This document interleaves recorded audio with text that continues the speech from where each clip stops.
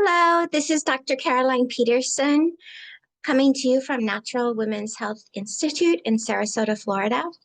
My patients have been asking me for advice about the GLP-1 receptor agonists and their use.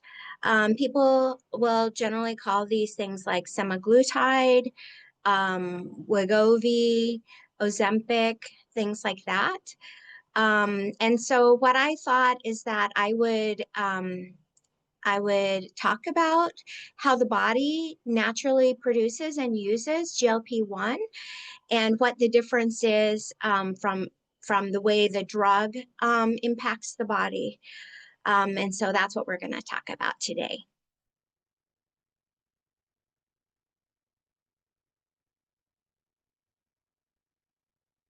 So GLP-1 is an amino acid hormone that's produced primarily in the intestine, particularly the end of the ileum and the colon. However, it is also produced many other places in the body. It has many functions, but insulin signaling is one that people will think of off the top. The way that it's designed is that it becomes active and has a very short half-life because it is readily inactivated by DPP-4, which is an enzyme. And so it's activated and almost immediately deactivated. So it works very quickly. The half-life is 1 to 2 minutes. And very little of the GLP-1 produced in the intestine goes into systemic circulation. And so this is something that we want to keep in the top of our mind. Okay, the body is designed to have very brief exposure to GLP-1, not for a day, not for a week, not for years on end. This is the design of the body. What is a peptide? So GLP-1 is a peptide hormone, and a peptide is a short chain of amino acids. Amino acids are the building blocks of protein. So, so this is a hormone, a protein type of hormone. And these peptides are used in our body for lots of different things, like regulating blood pressure, uterine contractions, and of course, blood sugar regulation. That's what we're thinking of today. So after eating, we'll see the first peak of GLP-1 within 15 to 30 minutes. And then there's another peak 45 to 60 minutes after the meal. And then we'll have that decrease. The things that stimulate GLP-1 production are glucose, which is sugar, fructose, which is fruit sugar, fats, like those found in nuts and seeds, avocados, fish, and animal products, olive oil, other vegetable oils, and then some proteins. The greatest bang for your buck for GLP-1 production is eating lipids that are combined with sugar and amino acids. So basically fat, carb, and protein. We should have that with our meals. So that's a good way to eat. DPP-4 is the peptide that breaks down GLP-1. It breaks down proteins. GLP-1 is a protein hormone, so that makes sense. And so it's gonna want to break that GLP-1 down at where the hormone has an alanine or a proline amino acid. So that's what we're going to be thinking of when we're thinking of the drug. What did the drug do with alanine and proline? So the way the body's designed is that when you eat, you eat food. Food has glucose in it typically. And so then you're going to have an increase in sugar in your body. That's the fuel the body runs off of primarily. So when you have that increase in glucose, that's going to go to the pancreas, and the beta cells in the pancreas are going to be stimulated to release insulin. That insulin is going to go to the liver to stimulate storage of, of glucose for later. And it's also going to go to the cells to stimulate the cells to take in that glucose as fuel. And then through these two processes, we're going to have the glucose levels go back to normal in the blood. When you have a decrease in glucose in your blood, that's called hypoglycemia. And that will stimulate the pancreatic alpha cells to release glucagon, which then goes to the liver and then converts that stored sugar into active forms and release that into the blood so that you can have a normal glucose level. So the body has a system for what to do if there's too much sugar in the blood or too little sugar. So GLP-1 stimulates insulin secretion from the beta cells in the pancreas. It inhibits glucagon secretion. So that's from the alpha cells in the pancreas, and that's the one that makes you store sugar in the liver. It suppresses your appetite, and it makes your gut kind of slow down so that you can have distension or just bloating, you feel full. And then it also has an effect on inflammation, a positive effect on inflammation. It decreases inflammation. That's what GLP-1 does in general, overarching. So we've talked about GLP-1's influence on the pancreas so far, the beta and alpha cells, but it has extra pancreatic effects also. It reaches beyond the pancreas. It also impacts the gut itself, the kidneys, the nervous system, especially the central nervous system, the brain stem, the heart, and the immune system. So in the body, in the wisdom of the body, which in natural medicine, we don't want to think we know better than the body. We just want to study the body and say, you know best, even if we don't understand. We don't want to countervail the design of the body, because in our idea, the body is wise and we want to play into the strength of the body to help it. So in the wisdom of the body, where there is GLP-1 production, there is also DPP-4 production to quickly break down that GLP. That's the rule. That always happens. And so one way you could think about it is that these two things occur together because the body is designed, the body mandates a short half-life for GLP-1. For some reason that we may not understand, the body only wants short-term exposure to GLP-1. And so in our way, in natural medicine, of thinking about this is that even if we don't understand it, we want to maintain that. But where is GLP-1 produced? So mostly it's produced in the distal jejunum and the ileum, in the L cells, inside of the intestines. Some is produced in the brainstem. Some is produced in the brain. Some is produced in the taste buds, and some is produced in the pancreas. The L cells are where most of the GLP-1 is produced in the body. And this is part of the enteroendocrine system. So entero means gut or intestines. Endocrine means the part of your body that sends signals through the blood. And so this is where the incretin hormones are produced. So those are the ones that have to do with appetite and digestion, the sense of fullness and things like that. In the brain and brain stem, the GLP-1 also is produced and has an impact on food consumption, metabolic rate, and glucose use. It acts as a neurotransmitter and is very protective of the nervous system. So, so it's a positive thing to have exposure to GLP-1 for the nervous system.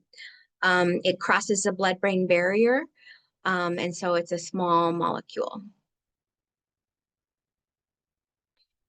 In the brain,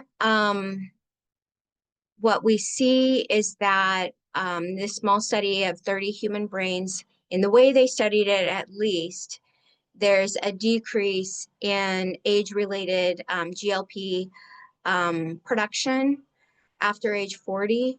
And in the prefrontal cortex and the brainstem, they were not able to find any GLP-1 after 60. However, I think these were preserved samples, and so we have to take it with a grain of salt. It's hard to know what's happening in a live person based on a study like this. But in general, the idea is that probably there's not as much as we age, but who knows what that means. In the taste buds, types 2 and 3, there will be GLP production. And this production has only a local effect. In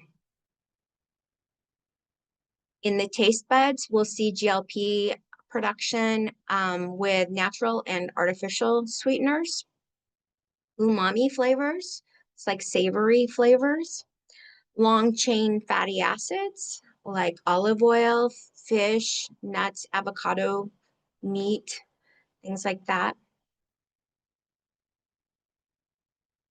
Bitter is another huge reason that GLP-1 is secreted in the taste buds. And also the intestines. Bitter receptors throughout the whole GI tract, from your mouth to the anus. So yes, where are the GLP-1 receptors? So pancreatic beta cells, central nervous system, stomach, small intestine, heart, fat, kidney, the enteric nervous system, that's your gut nervous system, muscles, bone, liver, all over. And so the body has a way of tasting from the mouth all the way through to the anus, and that's either the taste bud or the epithelium. So the body is constantly tasting, constantly sampling the environment, and that's important for ingestion to stop us from eating things that are poisonous or bad for us, digestion, and also absorption.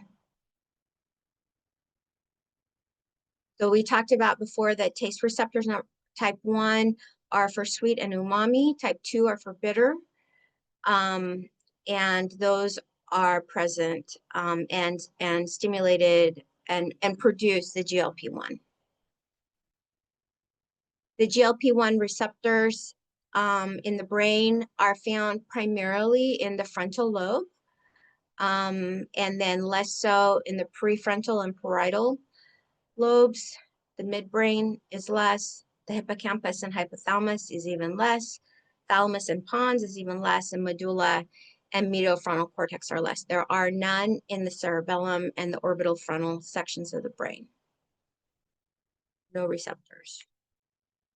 So it kind of makes sense that the brain receptors for GLP are such, because they correspond to the reward centers, the motivation centers, the decision centers, the memory centers, the appetite centers, and the metabolism centers in the brain.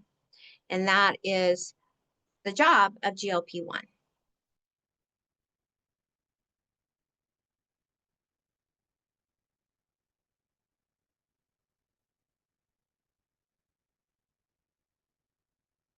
So the hypothalamus is the part of the brain that is the most important for feeding. And so that's one of the areas that has more receptors since GLP-1, because it's GLP-1 is about feeding and reward, and that's part of what the hypothalamus does. What else does GLP-1 do? So we talked about how it's neuroprotective. So in a study of GLP-1 receptor deficiency, they found that there was an increase of neurodegeneration and seizures. And if the GLP-1 receptors were overexpressed, that improved cognition and was neuroprotective. So GLP-1 in proper dosing is fantastic. GLP-1 also regulates the neurotransmitters, serotonin, dopamine, GABA, and glutamate naturally. In the heart, GLP-1 receptors are related to the pacemaker, and the GLP-1 can decrease inflammation and ischemic injury, but also increase heart rate and affect the left ventricular function. So you're going to see with GLP-1, there's always a balance between what it does, helpful and hurtful. GLP-1 decreases inflammation in general. It causes smooth muscle proliferation and platelet aggregation. It decreases smooth muscle proliferation, and it decreases clotting. It increases vasodilation, improves endothelial function, stabilizes plaques, and improves blood flow. In GLP-1 has receptors in the kidney also, and it seems like it's related through the sodium sensing mechanism, so that when you eat, the gut senses the sodium that you're taking in, and then the kidney GLP-1 receptors are activated. You'll pee out excess sodium. GLP-1 will cause increased renal perfusion and oxygenation, and will decrease angiotensin II, causing vasodilation and decreasing blood pressure. In the liver, GLP-1 has a greater influence than anywhere else, any other organ in the body. It will cause the glycogen synthesis, that's the stored form of sugar or fuel. It will decrease glucose production and decreases fatty liver, and as well as VLDL form of cholesterol. GLP-1 is part of the innate immunity system in the body, and it causes the innate immunity system of the body has macrophages in it, and they are used to like phagocytize or eat up bacteria and viruses and stuff like that. The GLP-1 causes these macrophages in the innate immune system to polarize or change shape and function into an M2 phenotype to promote immune tolerance, wound healing, and tissue remodeling. This is M2 is anti-inflammatory. So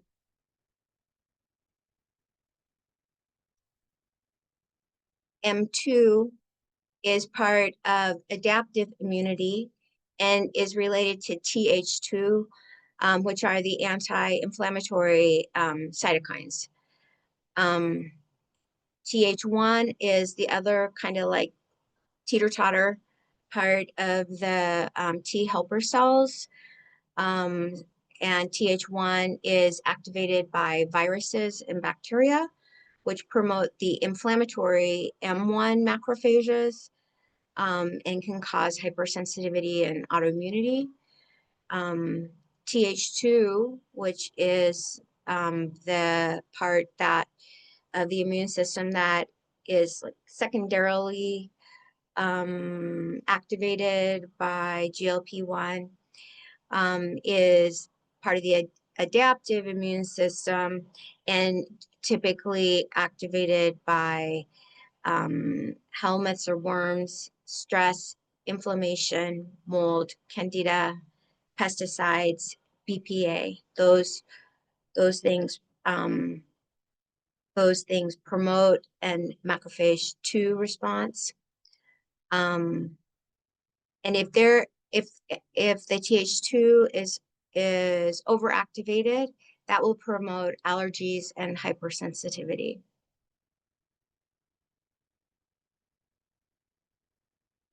So we talked before about how macrophages in general are related to the innate immune system, and that the GLP-1 is related to the innate immune system, which is the barrier system, first line of defense. However, once the adaptive system is kind of activated, then it can turn on. Once the innate system is activated, it can turn on the adaptive system, right? And we'll have polarization of those naive macrophages into either M1 or M2. So M1 is the pro-inflammatory macrophage. M2 is the pro-resolution or anti-inflammatory macrophage that is associated with GLP-1. So we say M2 is anti-inflammatory, and that's one of the big things that GLP-1 does, is anti-inflammatory. However, it's better to think of it as pro-resolution. So it's part of what it does, like with wound healing, is that it's going to provoke production of vascular endothelial growth factor, which causes neovascularization, so new vascularization to form so that a wound can be healed. And it'll also produce the transforming growth factor so you can get new tissue and that wound healing. It's going to eat up bacteria that could prevent resolution of a wound, for instance. There's going to be growth factors, modulation of reactive oxygen species. Iron will be stabilized. And also part of this idea of M2, the pro-resolution or the anti-inflammatory, is that it's bringing blood, right? And so what else needs blood? Tumors, cancer, they need more blood. They suck up blood. And so not only do we have like this kind of like positive potential with an M2 response of healing from wounds, we also have more blood, more growth factors, and a tumor or cancer can take advantage of that situation. And so we want to keep that in the back of our mind also. What influences GLP-1 production? So we talked about food before, but also diseases can change influence production, so that we see with diabetes, with obesity, fatty liver disease, polycystic ovarian syndrome, there's a decrease in production of GLP-1. This is kind of interesting, right? Because those are all inflammatory conditions. Those are highly inflammatory conditions. Those cause a decrease in GLP-1. You would think GLP-1 is anti-inflammatory. So why wouldn't you have an increase in GLP-1 secretion with those highly inflammatory states? We do have an increase in GLP-1 with other inflammatory states. So if you have terminal ileal Crohn's disease, that will cause an increase in GLP-1 production. If you have ulcerative colitis, that causes an increase in GLP-1 production. If you have diverticulitis, that causes an increase in GLP-1 production. Gut inflammation will also cause an increase in the lipopolysaccharides LPS, and uh, that LPS or lipopolysaccharides cause inflammation, and that will cause an increase in GLP-1 production. And so the thought is that, well, yeah, if there's inflammation, we want to dampen it and we want to heal things. And so that's great. We should have GLP-1 production. We should have that provocation of an M2 response to get some healing going on there and decrease the inflammation. That makes sense. That's awesome. But then why do we have decreased GLP-1 production if there's obesity or diabetes, PCOS, the fatty liver disease? Why does it happen with that?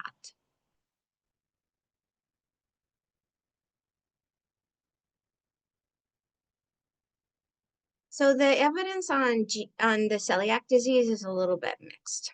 Some of the studies say they have less GLP-1, some say they have a normal amount. And so it's a little bit mixed here. The findings are inconsistent. But the idea is that if there is a decreased amount in some people, then that seems to be related to pancreatic dysfunction in those folks who have celiac disease. So the question that we want to ask is, what comes first? Does low GLP-1 cause obesity and diabetes? Is that what puts people into an inflammatory state so that they will have obesity and diabetes? Or do the inflammatory conditions of obesity and diabetes cause low GLP-1?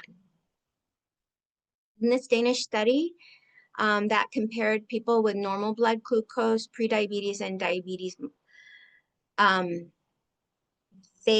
those folks were subgrouped into normal weight, overweight, and obese folks.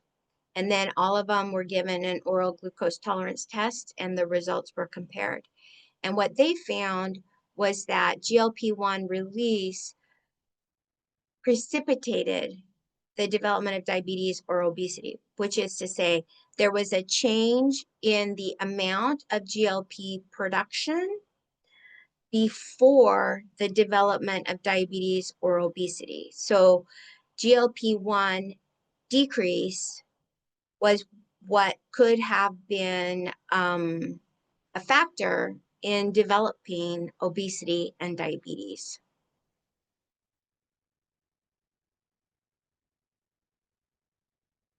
So why does GLP-1 act differently in obesity and diabetes than it does in other GI inflammatory states?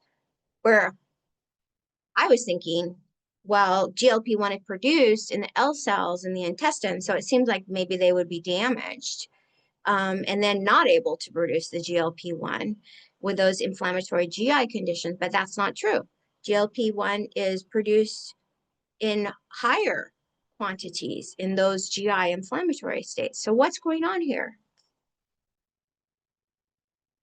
So again, we know that GLP-1 and also the other incretin PYY are impaired in obese persons. So if we have an increase in the inflammatory blood lipopolysaccharide, increase in blood glucose, we have a systemic low-grade inflammation, insulin resistance, and then less of an impact or production of incretins like GLP-1 and PYY. And then we have increased appetite. So then we have more food eaten, and then we have more metabolic issues. Another way to think about it is to think about what's going on with the microbiome. So in a normal microbiome, you're going to have insulin sensitivity. You're going to stay in that adaptive barrier immunity. The gut will be sealed.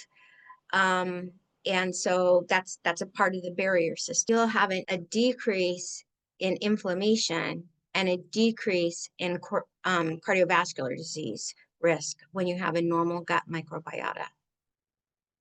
If you have a disruptive microbiota, that's part of what will lead to insulin resistance, problem with fat and fuel storage, the LDL and triglycerides, increased fat, inflammation, and increased cardiovascular risk.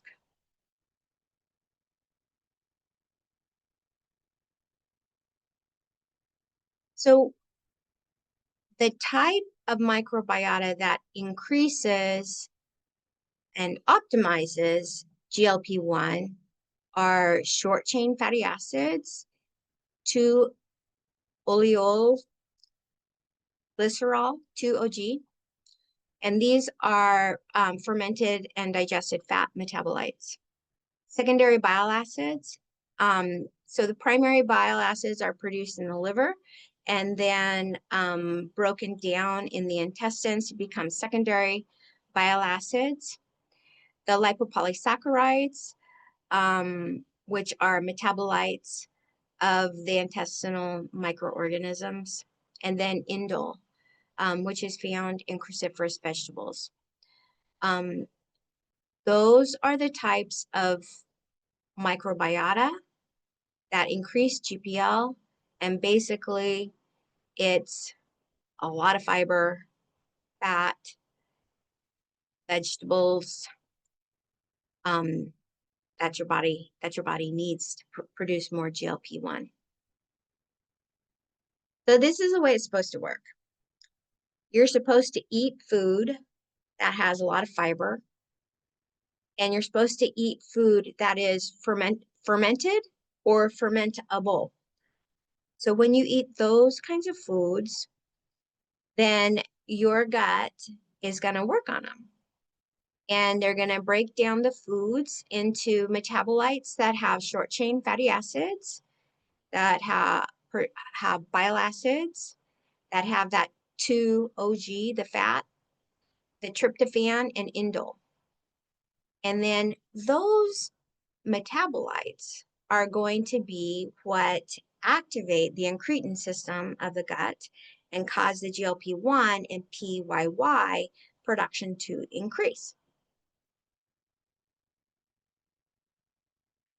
So the short chain fatty acids increase GLP-1 production. And these are fibers that are fermentable and keep the gut sealed and healthy. Oligofructose also increases GLP-1 production. This is a prebiotic fiber that includes things like dandelion greens and asparagus, broccoli, kale, cabbage, onions, garlic, legumes, wheat. So these are good for increasing GLP-1, but if you have a FUT2 gene SNP, you want to avoid these because these generally don't work for you very well. So we're talking about diet. So you take in food, the microbiota breaks it down. You as a host are nourished by that, and that forms your preferences for foods, and it forms your metabolic state. So if you have a preference for a food that and you're dysbiotic, your microbiome is not helpful, that dysbiosis will make you want different foods because the bacteria will want to get fed, whether they're an optimal profile of microbiome or whether that's a dysbiotic one. They will call you to eat what nourishes them. And so that's part of the difficulty with preferences.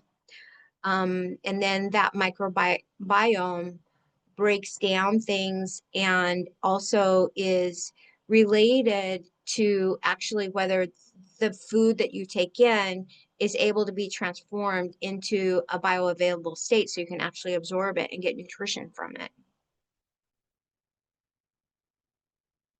So if you have adequate secondary bile acids, adequate short chain fatty acids, adequate GLP-1 and PYY, then you're going to have adequate insulin secretion. You're going to have low permeability. You're not going to have a leaky gut.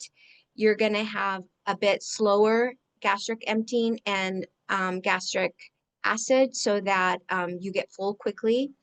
There will be little storage of fat in your liver, and your liver won't need to release sugar to augment your fuel. And you'll have increased energy expenditure, so you won't have to store fuel in your adipose tissue, and you'll feel full and not hungry. That's what happens when you have that balance in the microbiome. So fat, we keep coming back to, is one of the great things that not only fills us up and causes good GLP-1, but it actually increases the number of L cells. So, so L cell density in mice and subjects that were fed a lot of fat increased. And then that increases GLP-1 and improved L cell differentiation. So eating fat is important. How does GLP-1 work? So it is part of the enteroendocrine system, and this system has a paracrine effect, so that it's just a localized effect. There's an endocrine effect where the hormone has to be sent through the blood to distant cells, and then there's a synaptic effect that travels via the nervous system. So it was originally thought that the vagus nerve was involved with transmitting GLP-1 signals or GLP-1 itself to the brain, because it's obvious, it's an obvious connection. And there are GL1 receptors on that vagal pathway, and so it kind of made sense. But turns out that's not the way it works. They did some research where they cut the vagus nerve, and they found that there's no impact on the brain function in regards to GLP-1. So that wasn't the way that the brain and the gut is connected. So now we're thinking that the GLP-1 influence on the vagal system is just short-term and local. So the way that they're understanding it now is that GLP-1 works on the intestinal fuel neurons. These are in the muscles of the intestine, and they connect to the sympathetic ganglia. And then that is part of the system that takes the information back up to the brainstem and the brain. And that's the way appetite suppression is driven. So it's via the intestinal fuel neurons. So as I mentioned, these intestinal fuel neurons are part of the lining or the muscle part of the intestine. And they're connected to the sympathetic neurons by the spinal cord. And so There are reflexes that are related to this system that inhibit gut motility. And this whole system is related to the microbiome. Its ability to function well is related to the microbiome. It has a long circuit and a short circuit. The short circuit is just for the gut. Neurons that are activated and communicate just inside the gut. The long circuit is goes all the way up that spinal cord. Sympathetic, sympathetic, sympathetic. So remember, we need a balance in the body between parasympathetic and sympathetic in the autonomic nervous system. We need both of those things. But if we don't want too much of either one of them, we want the right amount. And what we're hearing here is that GLP-1 activates the sympathetic nervous system.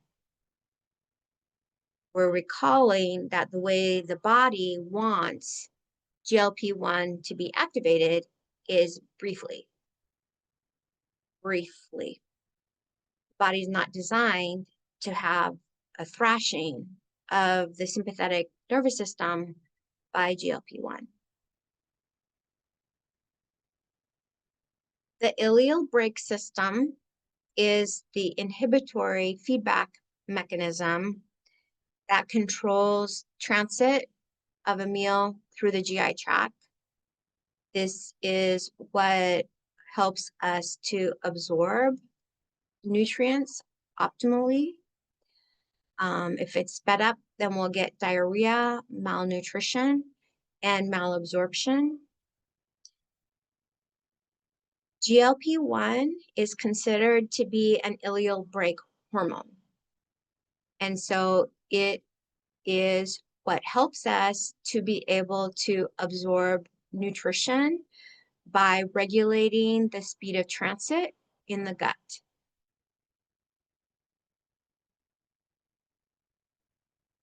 And this works primarily via the sympathetic nervous system.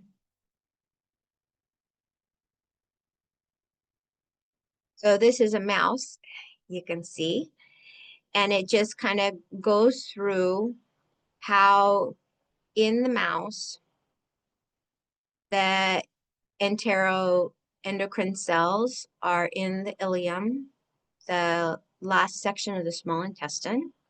And that's where GLP-1 is activated by nutrients that those cells, the enteroendocrine cells, are then connected or relay to information to the abdominal sympathetic ganglia. That then influences nitric oxide production and is related to a change in gastric volume. The dorsal root ganglia and the spinal cord is activated, and that sends information up to the hindbrain, the hypothalamus. And then you get that sense of like, oh, I don't want any more food, that's enough. And that's the way that GLP-1 is connected all the way up into the brain. How does the sympathetic reflex circuit work? The sympathetic reflex circuit is the major firing pattern for the enteric nervous system. So the gut is what uses the sympathetic reflex circuit. It is in charge of gut motility, and it comes from the interfugal neuron sympathetic circuits. This again is primarily located in the muscle wall of the gut, and that is also where nitric oxide synthase is used to promote gastric relaxation and appetite suppression. The neural circuitry also includes the pancreas and the liver, although it's not dependent on GLP-1?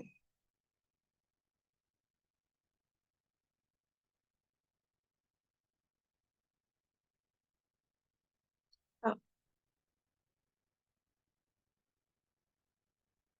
there we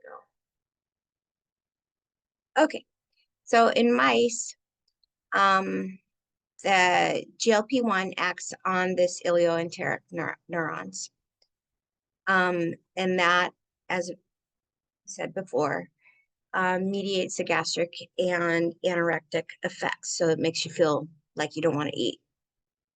It has to do with gastric distension, and this information is sent up from the gut into the brain, into the hypothalamus. And that's what ultimately makes you feel like not only full, but just like, I don't want to, that's gross. Food is gross. So my understanding now of the way that GLP-1 works in our body is that basically it flips the switch to this intestinal fugal neuron circuitry. So that it's not really exactly, the important thing is not really exactly how it works on the pancreas or the liver or the heart, or I mean all of those things as are not its major way of contributing to weight loss and um, low appetite. It's actually this intestinal fugal neuron system, um, and that's the sympathetic part of the nervous system. So once it flips that switch, then this circuit kind of is activated and takes off and does its own way, its own thing. So the ideas of the endogenous GLP-1 are that where GLP-1 is produced, DPP-4 is also produced. They are always produced close to each other because the body demands a short half-life for GLP-1, and DPP-4 is what makes that short half-life. Some types of inflammation increase GLP-1. GLP-1 promotes systems that can be hyperproliferative, like macrophages 2. GLP-1 acts as a switch for the neuroendocrine system that links the brain and the belly. Now, semaglutide, Ozempic, Wegovy, those types of things are GLP-1 receptor agonists. That means that they're not GLP-1, but they act on GLP-1 receptors to activate them, like GLP-1 does. So basically, the difference between all of these GLP-1 receptor agonists is what they're designed to treat and how the dose is given, whether it's injected or it's oral, and how long it lasts. GLP-1 and GLP-1 receptor agonists they don't look the same. They look different. They're designed to be different. The pharmaceutical has substituted alanine to the alpha amino butyric acid at position 8.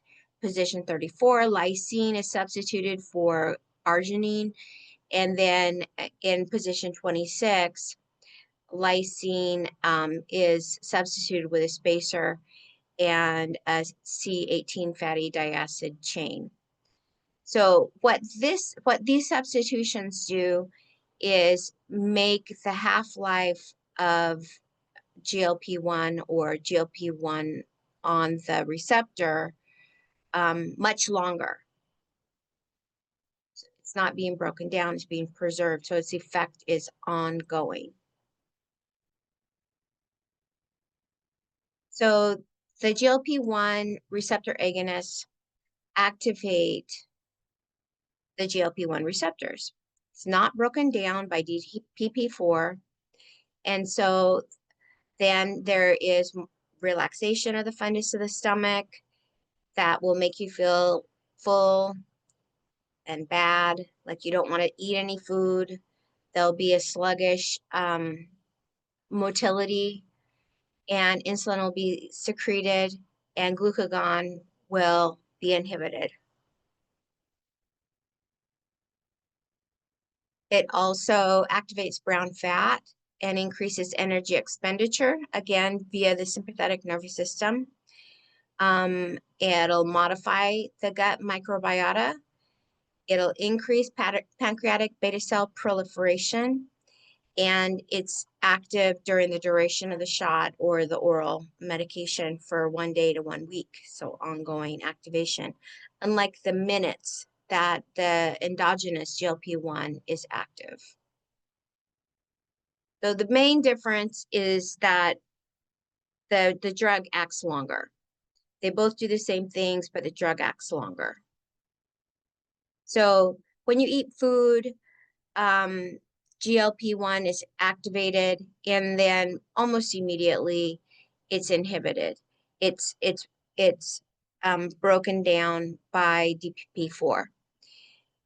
With drugs, what'll happen is that you'll have that ongoing GLP-1 activation. Some and even some drugs are also for inhibiting DPP4. But in any case, you have the ongoing GLP-1 type activation at the receptor that will increase insulin secretion, increase insulin biosynthesis, increase proliferation of beta cells, decrease the death of the beta cells, and decrease glucagon secretion. In the liver, you'll decrease glucose production.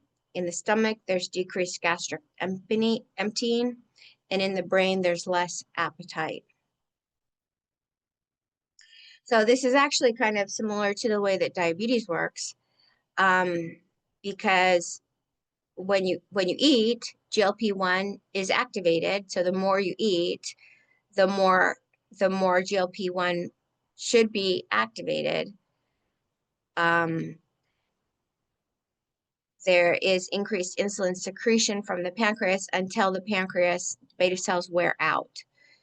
And then there's less insulin secretion after time when the system becomes broken. Same thing happens with endogenous GLP-1. There's slowing of gastric emptying. There's increased pancreatic beta cell proliferation and reduced glucagon release from the pancreas. So the difference with the drug is that you will not have ongoing stimulation of insulin if you're not eating when you're on the GLP-1 receptor agonist. And so your insulin levels will not be as high. And so insulin is very inflammatory. And so on the drug, you would have less inflammation than when you have diabetes. So the receptor agonist for GLP-1 increases myocardial contractility, decreases glucose uptake, decreases appetite, increases the sense of being full, increases insulin, decreases glucagon, decreases liver fat and inflammation, decreases insulin resistance, increases sodium excretion and makes you pee a lot, increases endothelial function, decreases arterial stiffness, decreases inflammation. This will cause a decrease in blood pressure, decreased plasma glucose, decreased body weight, and decreased plasma lipids. So let's find out just what happens for weight loss and diabetes control with GLP-1 receptor agonist, the semaglutide. So in this study, evaluating that was drawn from 13 million patients who received the treatment, at 12 months, 33% had achieved a weight loss of at least 5%. 24 months, 44% achieved a weight loss of at least 5%. And so if we're looking at 1 or 2 years, 5% of 200 pounds is 10 pounds. So 44% lost at least 10 pounds. They were, let's say they weighed 200 pounds, they went down to 190 pounds in 2 years. Most people did not lose at least 5% of their body weight over the course of the 2 years. Well, what seems to be the case is that weight loss with semaglutide, GLP-1 receptor agonist, most of the weight loss is in the first 3 to 6 months. The weight loss that is seen in type 2 diabetes is between about half a pound and 14 pounds. And weight loss is not maintained if treatment is discontinued.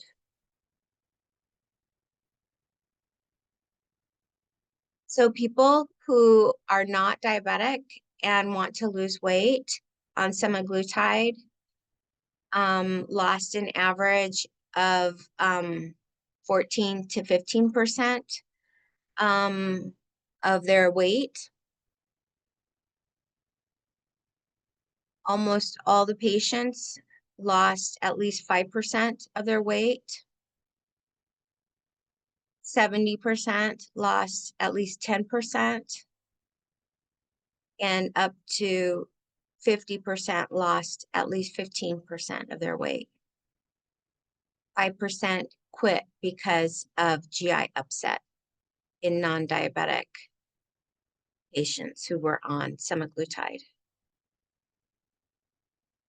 Hemoglobin A1C is a marker both for blood sugar levels over the past 3 months and inflammation. If hemoglobin A1C is over 6.5, that meets the diagnostic criteria for diabetes. In the studies that have assessed hemoglobin A1C and its response to GLP-1 receptor agonists, there was a decrease of 0.8 to 1.8% across the trials. What does this mean? Let's just call it 2%. Let's say if somebody was diagnosed with diabetes via their hemoglobin A1C at the minimum level, it would be 6.6. So if you have a 2% decrease in 6.6, that's 0.132. And so that would mean that you're still diabetic. So taking the semaglutide to decrease the hemoglobin A1C does not appear to be super effective. What are the adverse effects of semaglutide GLP-1 receptor agonists? So the physicians who were giving their patients with diabetes semaglutide stopped the regime. 46% stopped because they weren't getting enough blood sugar control. 44% stopped because of nausea and vomiting. And then 37% of patients were stopped because of the GI side effects.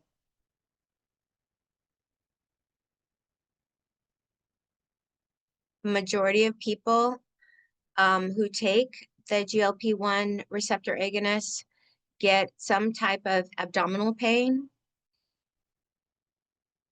Constipation and diarrhea affect about a third of the people each.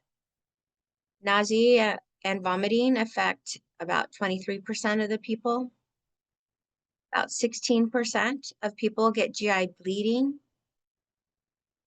Gastroparesis is slowing of gut motility. That occurs in about 5%. And pancreatitis occurs in about 3% of the people. Wegovy is a higher dose of semaglutide that is used for weight loss. It increases the heart rate in 41% of the patients, 10 to 19 beats per minute, and 26% of patients had an increase in heart rate of 20 beats per minute. 67%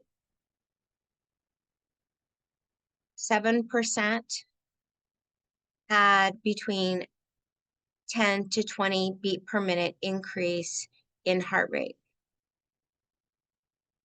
Other side effects of Wegovy, the percentages were not given for acute pancreatitis, acute gallbladder disease, retinopathy, and acute kidney injury. Again, the common nausea for 44%, vomiting 24%, constipation 24%, and 6% discontinued because of the adverse effects.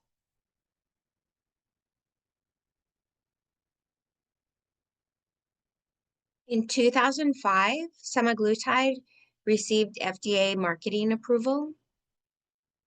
The first randomized control trials were Pioneer 6 and Sustain 6.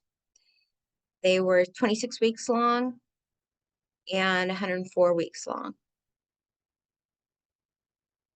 People who were in the treatment arm of the study were at higher risk of hypoglycemia, nausea, vomiting, diarrhea, pancreatitis, and pancreatic cancer. You can see the hazards ratio here crosses the null. And so that means that this study was insufficiently powered. And so that means that they need to have a larger sample size. So you can't say anything about those two conditions based on this information. So no human studies have been done to evaluate the effect of semaglutide on pancreatic enzyme production. Animal studies show that there's an increase in lipase up to 55% in a 26-week randomized control trial, and that increase in the production of lipase suggests pancreatic inflammation. There does seem to be a 28% increase in the risk of gallstones in a meta-analysis.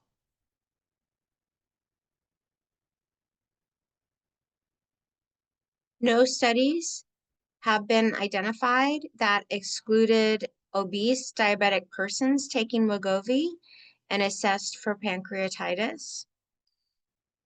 Diabetes is considered to be a comorbidity of obesity, and so in the studies that I was able to find, it was allowed in those studies, which is like not super awesome for being able to evaluate the risk of pancreatitis, because people with diabetes have a higher risk of pancreatitis. So there needs to be a better study.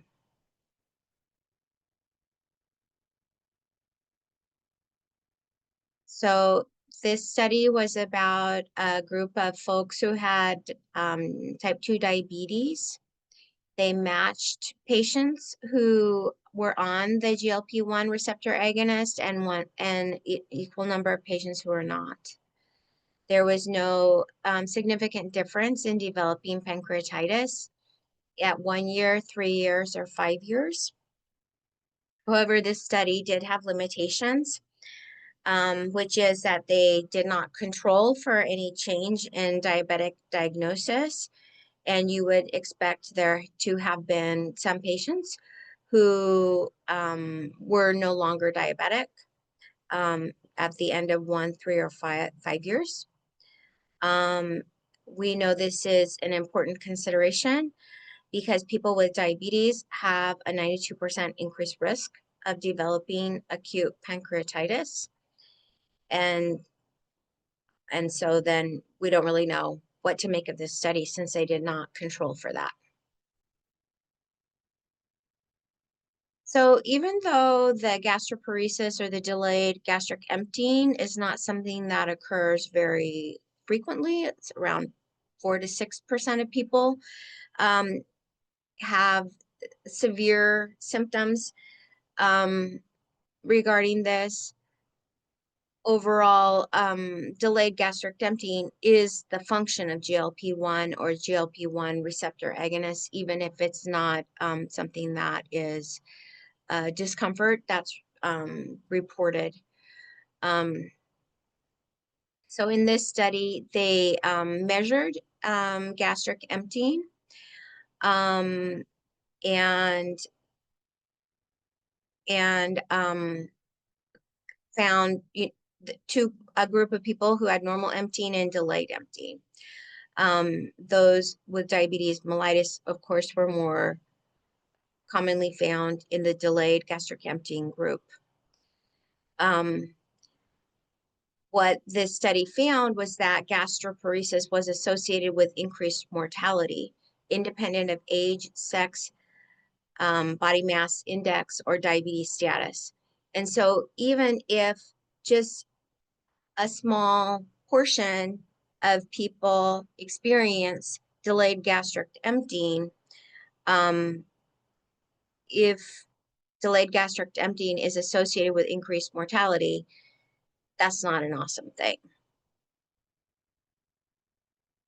The other thing that delayed gastric emptying is related to is SIBO, the small intestinal bacterial overgrowth condition. And so that is a very uncomfortable condition that is difficult to treat. So also not an awesome effect of the medicine. So one of the reasons that pancreatitis is an important consideration, even though it doesn't appear to happen in a huge percentage of people who take the GLP-1 receptor agonists, is that diabetes can actually develop from acute pancreatitis. So if you were to take the Wegovy due to obesity and you were not diabetic, it could actually increase your risk of getting diabetes. We know that if you've had 2 or more reoccurrences of pancreatitis, that will double your risk of getting diabetes.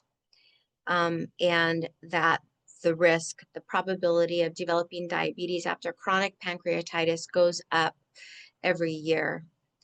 And so this is an important consideration. So microglia are the macrophages of the brain, and they appear to produce GLP-1 and definitely have GLP-1 receptors. What we know about the microglia is that they can act as part of the anti-inflammatory system of the brain. But if they are primed, like in a traumatic brain injury, they can switch from being anti-inflammatory to being persistent inflammatory agents. And so if we know GLP-1 crosses the blood-brain barrier. And so if we are exposing the microglia to persistent GLP-1, I'm wondering if possibly that can prime the microglia and be something that switches them from being anti-inflammatory to being pro-inflammatory agents.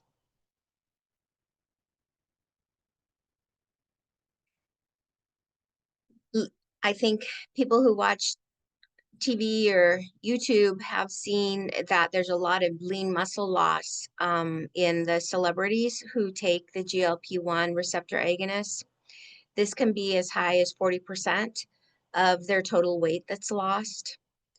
When the GLP-1 receptor agonist is combined with another incretin, the GIP, the lean muscle mass that is lost can be as high as 60% of your total weight loss.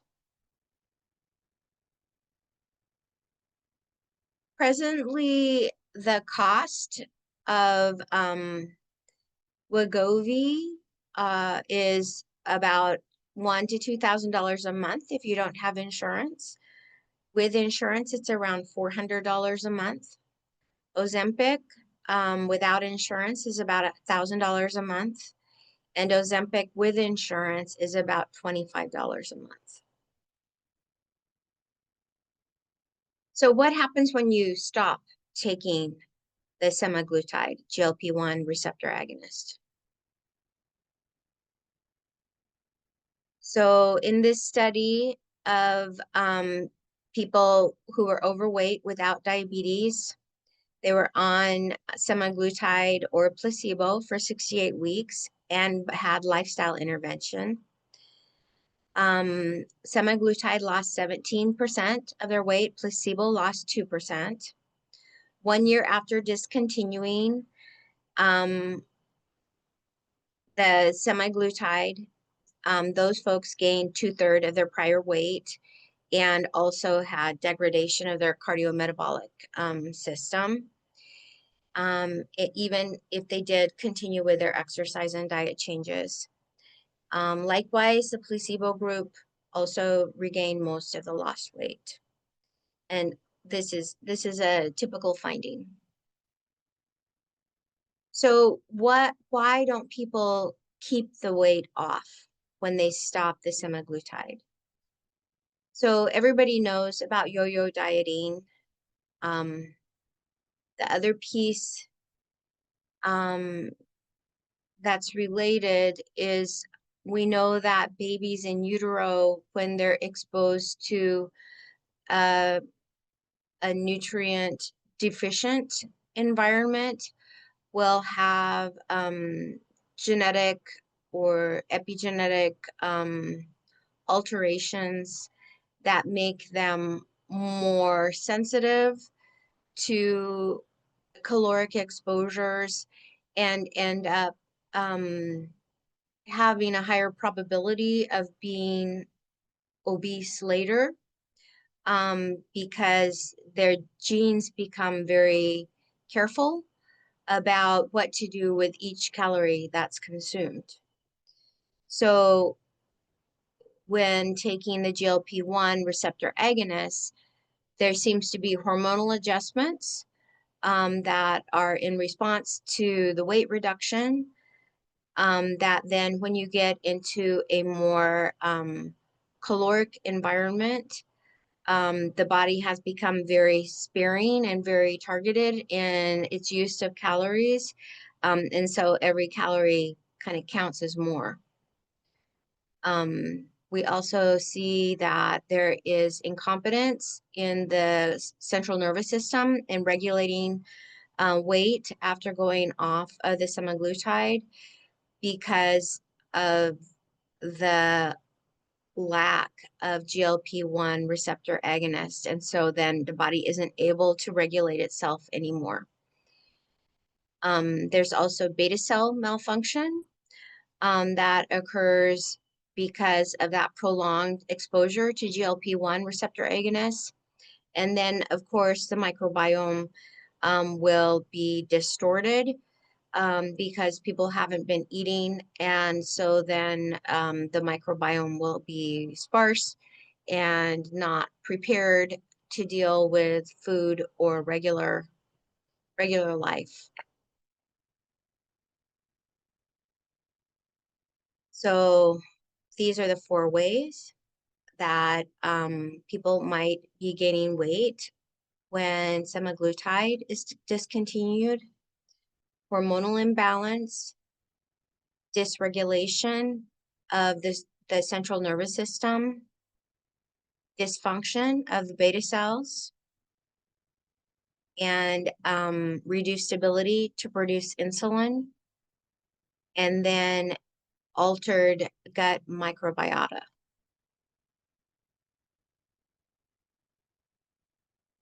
So the hypothalamus orchestrates the balance between energy consumption and energy expenditure. It does this by interpreting signals from the GI, the pancreas, and adipose tissue. So weight rebound after stopping the semaglutide is stimulated by a persistent decreased leptin after the initial weight reduction, altered levels of cholecystokinin due to low energy uses while on semaglutide, and a surge of ghrelin, which promotes appetite.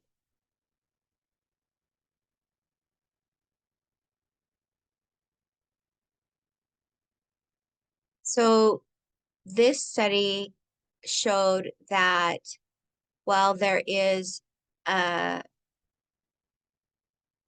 reprogramming of the system that regulates weight, that alteration is changed in 4 weeks after stopping the medication. And so it basically, the body goes back to the way it was before being on the medication, or more difficulty with metabolism. There's a lot of things that we don't know, long-term effects about the semaglutide. We don't know long-term effects on the metabolism, the intestinal epithelial, the GLP-1 receptors. We don't know what will happen with the microglia.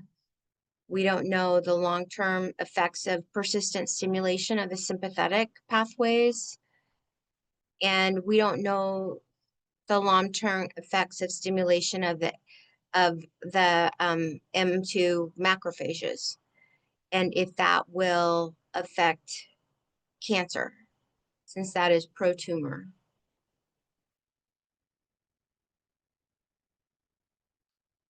So GLP-1 affects the immune system. It is anti-inflammatory for many bowel conditions, but the inflammatory conditions of diabetes and obesity actually have a low GLP-1.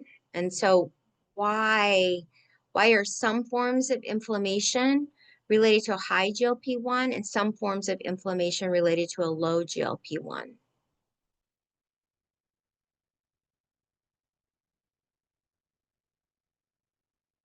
GLP-1 is part of the innate immune system. Diabetes and obesity are related to an imbalance in the adaptive immune system, and that causes inflammation. When there is a transition from type 2 diabetes or coronary artery disease to comorbidities of type 2 diabetes and coronary artery disease, there is strong downregulation of Th2 anti-inflammatory cytokines and enhancement of the Th1 pro-inflammatory cytokines. M2 is a type of macrophage that is activated by GLP-1 and is also a part of the Th2 response. So the innate immunity is your first line of defense. It's what acts rapidly and it is a barrier system by and large. It used to be thought that it had no recall. Now it's thought that it does have a type of recall. Adaptive immunity is a second line of defense against pathogens and is slower to develop. It's triggered by exposure to specific antigens and then produces the antibody response. It's focused and it does for sure have a memory. So innate immunity has the physical barriers, the chemical barriers, and the cellular defenses, whereas adaptive immunity is something that we get through exposures or vaccination or vertical transmission from mother to a fetus, or else similarly artificial. So we want to talk a little bit about the macrophages. So the naive macrophage is part of innate immunity. Innate immunity, that's the first line of defense. So it detects the threat, engulfs the pathogen, and then it releases signaling to let the immune system what it should do next. These naive macrophages read the environment. Then they experience changes in their genetic expression and morph into either M1 or M2, dependent on the environment. M1 polarized macrophage is part of adaptive immunity, Th1. M2 polarized macrophage is part of adaptive immunity, Th2.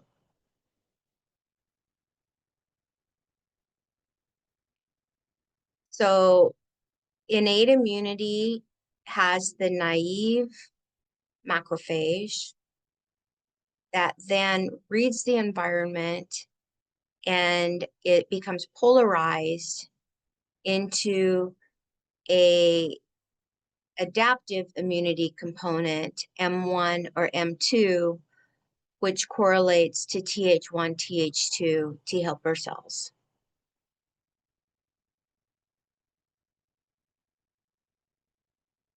So here's the naive macrophage innate immunity that becomes polarized once it's read the environment into a M1 or M2.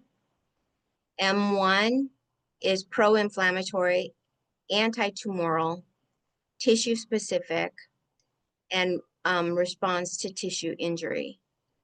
M2 is anti-inflammatory, pro-tumoral, wound healing, parasite clearance, and immunosuppression. M2 is what is stimulated by GLP-1. Diabetes and obesity are what are related to M1.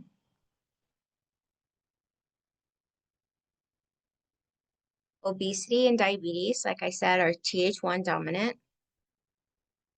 Inflammation is a major driving force for diabetes and all its associated complications. Macrophages are the major inflammatory cell type in the adipose tissue and the liver. Inflammatory macrophages increase from 5% in adipose tissue in lean persons to 50% in adipose tissue in obese persons. T helper cells are activated after macrophages during this inflammatory process. Over time, there are fewer naive T cells in persons with type 2 diabetes mellitus, and so it is more difficult to promote an anti-inflammatory state.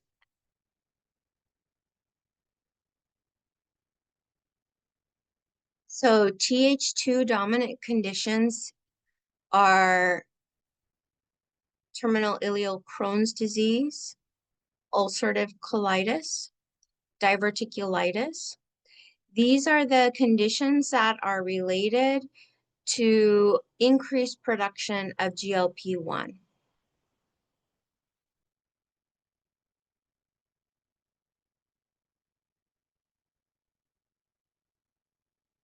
So why would GLP-1 increase secondary to gut inflammation, but not increase secondary to obesity and diabetes?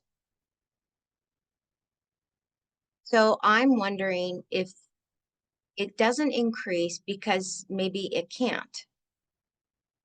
In a normal environment, GLP-1 increases to reduce M1 polarization, like you see in diabetes and obesity,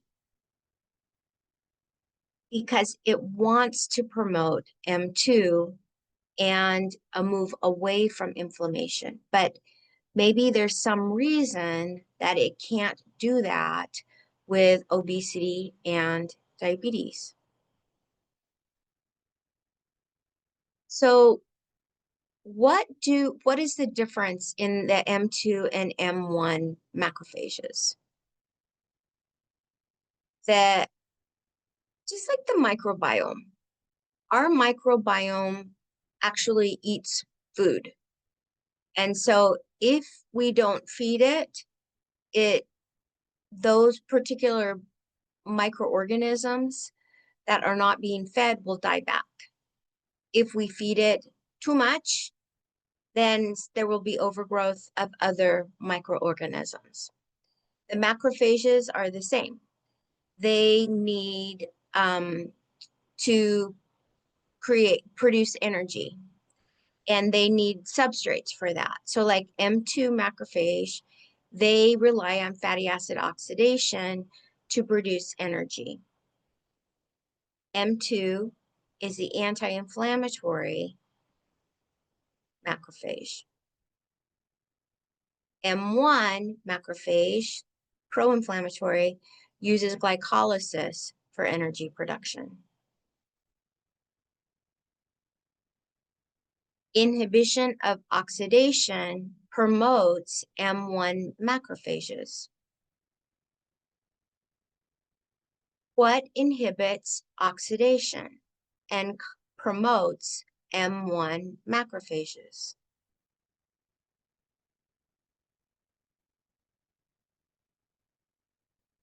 So what I'm wondering is if there is a problem in the macrophages that does not allow GLP-1 to promote M2 in diabetics and obese persons. Maybe it's not really a problem with GLP-1, but a problem with the macrophages. So we know that M1 promotes obesity and diabetes. This occurs because fatty acid oxidation is inhibited, and that leads to fewer M2 or anti-inflammatory macrophages and increased M1 pro-inflammatory macrophages. When you have an increased M1, that promotes obesity. When you have an increased M1, that impairs insulin signaling. Impaired insulin signaling leads to diabetes. Obesity and diabetes then lead to a low GLP-1. One of the things that is of interest, I think, and maybe also lends support to investigating this question is that after stopping GLP-1 receptor agonists, there is no increase in endogenous GLP-1. People regain weight. There's a return to insulin resistance and also diabetes itself. There's a return to M1 dominance and a return to fatty acid oxidation inhibition. Why? Well, we have to ask the question, what inhibits fatty acid oxidation? So part of it is diet. So if you have a diet that's high in carbohydrates, um, if you have a body that's producing a lot of insulin to be able to take that fuel into the cells, you're going to be inhibiting fatty acid oxidation. But my patients, by and large, have awesome diets. They have they're not junk food junkies. They don't eat fast food, and yet they still are having a difficulty losing weight. So what are other factors that inhibit fatty acid oxidation? Mold and mycotoxins, environmental factors, plastics, endocrine disruptors like BPA and phthalates, pesticides, heavy metals, glyphosate, and also the fatty acid oxidation inhibitors that are found in lubricants and oils. These are environmental factors that will impair our body's ability to go into an anti-inflammatory state, and that will propel us into a continuous inflamed state dominated by M1 macrophages. So what if the problem with obesity and diabetes is not that you're pigging out because you're low on GLP-1? That's a problem that could be controlled by a drug. But what if that's not the real problem? What if the real problem is the environment we live in? Something that a drug can't change, something we have to change through policy and practice. So if there is a environmental toxin that is promoting inflammation and M1 dominance, then what we want to do is test for those environmental toxic exposures. So one test that's extremely comprehensive and awesome is by Mosaic Labs. It's called EnviroTox Complete Plus Metals, and it will look at the mycotoxins, all of the different environmental toxins, glyphosates, heavy metals, and then the organic acids test also look at the actual oxidation, fatty oxidation, and glycolysis, and many other things. And these are p-tests, so they're checking metabolites. So this would be an awesome way to see if you have environmental toxins that are pressing that M1 macrophage pathway and leading to a pro-inflammatory state. So if we do not have environmental toxins, if those are not playing into it, then we can think about dietary and lifestyle factors, that things that we can do naturally to increase GLP-1 production in our body without taking a drug. There are a lot of herbs that promote GLP-1. Glycine is an amino acid that promotes GLP-1. Medium chain fatty acids are helpful for production of GLP-1. Short chain fatty acids increase GLP-1. Secondary bile acids are also beneficial. So basically, when you read, all of these types of foods, they're just like healthy foods. They're just like stuff that we should be eating every day. Oligofructose increases GLP-1.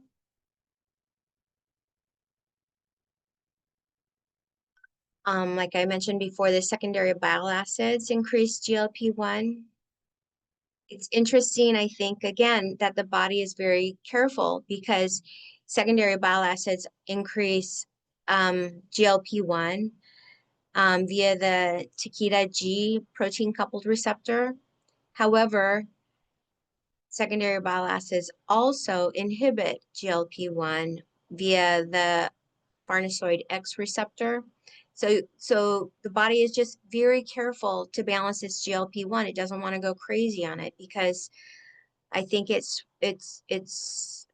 not the design of the body. The body is designed to have very, very small, short-term exposure to GLP-1. Protein and calcium combined will increase GLP-1. Indole and 2-OG stimulate GLP-1. So again, these are vegetables that everybody, should be eating on a regular basis. Vegetables and oils, fats. Bitters increase GLP-1. We have bitter receptors all over the body, not just in the mouth.